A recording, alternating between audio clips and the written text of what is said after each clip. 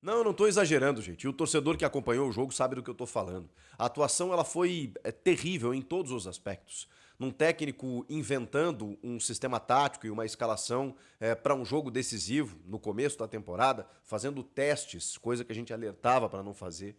De jogadores que não conseguiram, obviamente, por conta desse sistema, se encontrar dentro do jogo. E aí sim, o Corinthians amassado, dominado, amplamente encurralado por um time mediano do continente, que é o Barcelona de Guayaquil. Vamos combinar. Não estamos falando de um time como o River Plate, de um time brasileiro, né, um Flamengo da vida, um Palmeiras no auge. Não estamos falando nada disso. Estamos falando de um Barcelona de Guayaquil, que é muito mais time do que a Universidade Central da Venezuela. Pois bem, já na fase anterior, o Corinthians foi se classificar diante de um time semi-amador da Venezuela aos 41 minutos do segundo tempo, num gol salvador, depois de tomar 3 gols desse adversário. Aí chega nessa partida, num confronto muito mais difícil, contra um time que está invicto, é verdade, esse ano, aliás, há 12 jogos, contando o ano passado, que a gente sabia ia ser mais complicado. Mas espera aí, eu não imaginei que o Corinthians, de novo, fosse favorecer a situação, fosse permitir a situação que permitiu. Como fora já contra o Flamengo ano passado, contra o Racing, né, Ramon Dias? É impressionante. O Ramon, ele tem uma urticária com o jogo eliminatório, com o jogo mata-mata. Ele precisa fazer alguma coisa, e normalmente uma coisa errada. Ele não escolhe os melhores jogadores, ele inventa escalações, ele muda sistemas e o time não consegue corresponder. E isso é culpa de quem? É óbvio que é do treinador.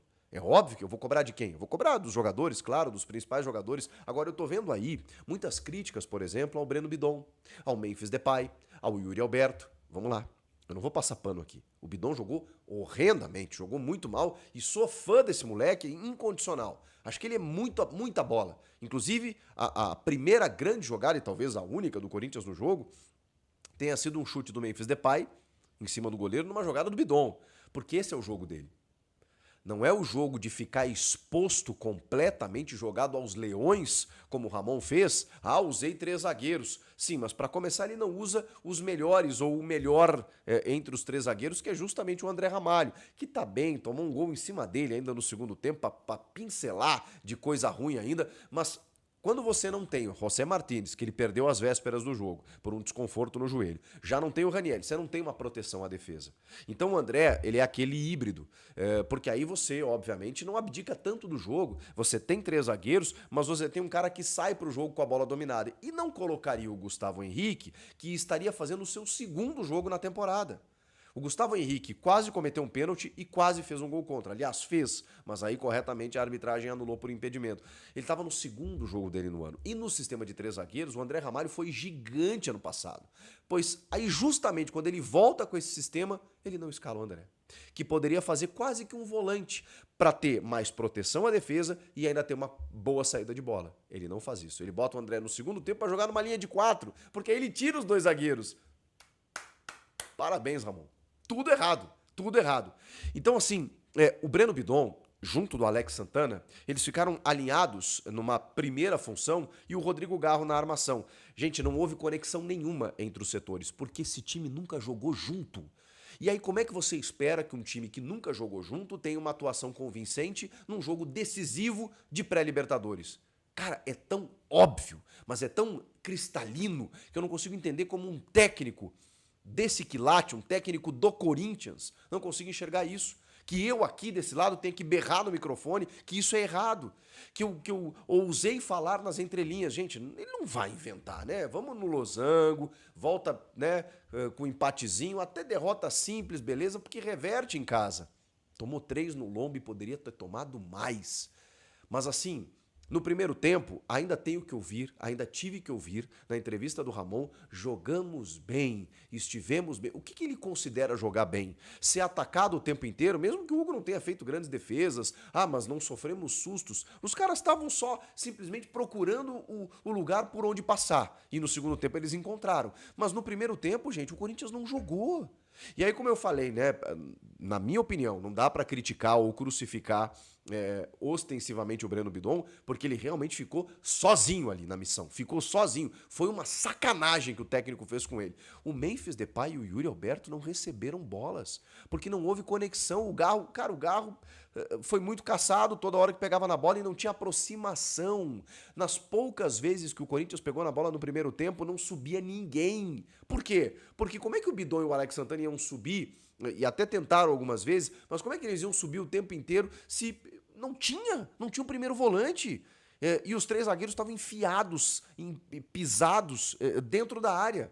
Como que ia acontecer? Um espaçamento, gente, de blocos dos três zagueiros, os dois volantes e os praticamente três atacantes. Não tinha conexão e o Barcelona deitando pelos lados do campo. Mas assim, o Carabali pela direita, o Orozco pela esquerda, mas foi uma festa no seu rádio. E o Ramon Dias, no segundo tempo, desfaz a linha de três zagueiros, bota o André Ramalho, que não vem bem esse ano, vem pessimamente, mas aí justamente quando ele tem a possibilidade de jogar com três zagueiros, ele não joga.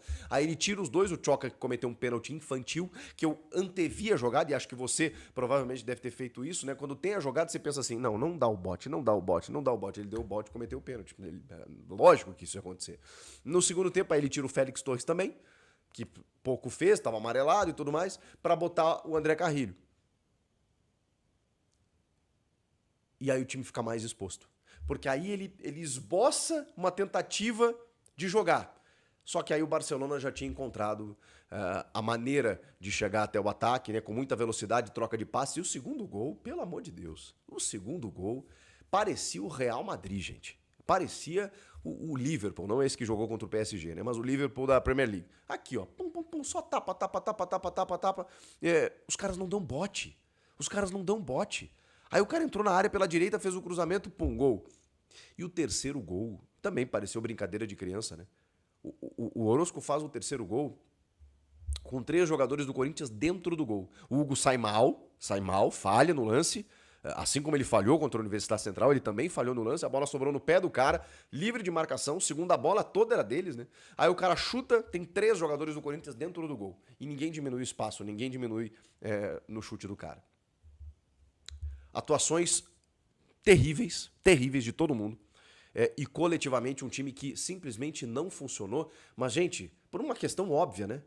Uma bagunça tática. Eu vou cobrar de quem isso? É óbvio que é do treinador, que de novo deixou o time na mão num jogo decisivo. Olha que carimbo, hein, seu Ramon Dias? O Corinthians tem alguns jogos grandes nessa temporada. Ele ganhou do Santos. E olha que eu, inclusive, bradei na véspera do jogo. Gente, a diferença naquele momento, tá? Neymar chegando ainda. Naquele momento, a diferença do Corinthians pro Santos era muito grande. Como é, em termos de elenco. Falei, cara, é papo do Corinthians, passar o carro em cima do Santos. E o Corinthians conseguiu tomar sustos no primeiro clássico em casa. Contra o Palmeiras no Allianz, tomou um amasso, não fosse o Hugo, teria perdido o jogo e empatou em 1-1. Descobriu um gol lá com o Yuri Alberto e no jogo contra o São Paulo tomou um baile também. Os jogos grandes do Ramon, nesse ano, eles foram lamentáveis. E eu nem vou falar nesse jogo da UCV, já falando que não dá, né? E esse jogo deu aquele sinalzinho. Não, peraí. Dia ruim, né? 2 dias ruins, né? Não pode ser. Tem uma triste constatação nisso, gente. O Corinthians de 2024 ficou em 2024. E por que o Corinthians de 2024 não volta para 2025?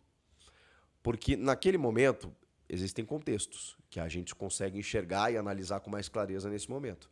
Naquela reta final do Campeonato Brasileiro, não que o Ramon não tenha mérito, eu não vou tirar o mérito dele de ter encontrado um time e ter dado sequência para esse time, que foi o losango do meio-campo. Justamente esse losango que ele abandona nos momentos decisivos. Uma coisa de louco. Mas naquele momento, o Corinthians teve individualidades que sobraram, especialmente do meio para frente. O Memphis, o Garro e o Yuri, eles resolveram a parada. O Carrilho também foi muito bem, o Bidon. Aquele time funcionou, encaixou. Mérito do Ramon de ter encontrado aquele time, beleza. Mas, invariavelmente, quando você tem uma sequência de jogos de pontos corridos, você está navegando em águas mais tranquilas. Quando você precisa de uma estratégia pontual para vencer uma partida, e isso se volta e se verifica muito mais claramente no jogo de mata-mata, você precisa do treinador. Você não precisa do treinador apenas para montar o modelo tático, porque isso eu faço. Isso eu faço aqui. Carrilho vai aqui, Bidon, Ranieri, pronto, Garro. Aí Memphis e Depay lá na frente e pronto, acabou. Isso eu faço. Isso qualquer um faz que acompanha futebol. Posicionar jogador, definir um time, ele tem esse mérito de ter descoberto o time e mantido o time. Agora, o restante foram os caras que fizeram.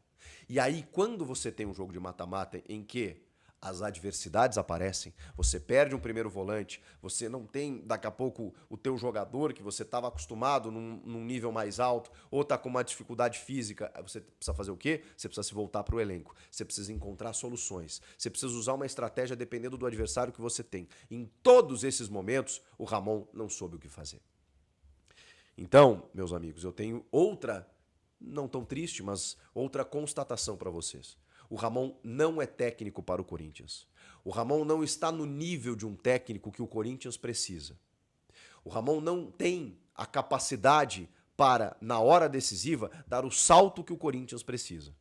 E, infelizmente, estamos chegando a uma constatação da forma mais cruel possível, que é justamente numa virtual eliminação.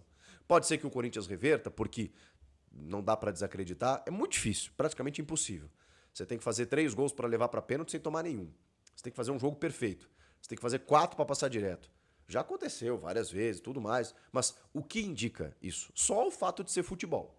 Porque a tendência, pelo que o time vem jogando, zero. Pode reverter, a fiel torcida vai fazer uma puta festa, não tenho dúvida disso. O Corinthians vai fazer uma epopeia, pode reverter, pode. O futebol permite isso. Agora, não é a tendência. E se não reverter, tem semifinal domingo no Paulista. É bom que passe. É bom que passe. Porque se não passar, o Corinthians vai ter dado adeus ao Paulista no fim de semana e a Libertadores na quarta-feira. E aí eu não preciso nem dizer, né? O que vai acontecer. Então, passando no Paulista, ele ainda se mantém.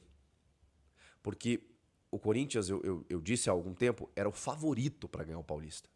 Pelo time que tem, pela forma como terminou o ano passado. Pois o técnico está conseguindo rasgar tudo isso. Tudo isso.